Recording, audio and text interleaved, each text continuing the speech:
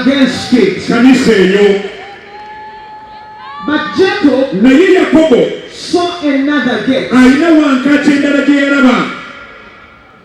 He saw the heavens open. He saw angels ascending and descending.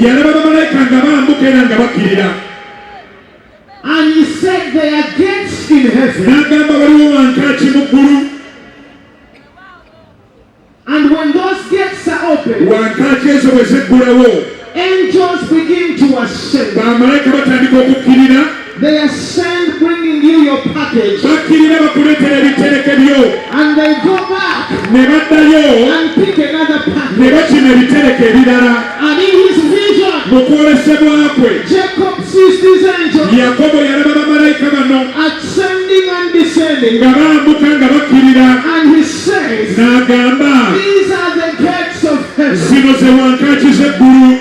Isaiah 60 verse 11 says your gates shall be open continually, and the wealth of nations shall be brought to you.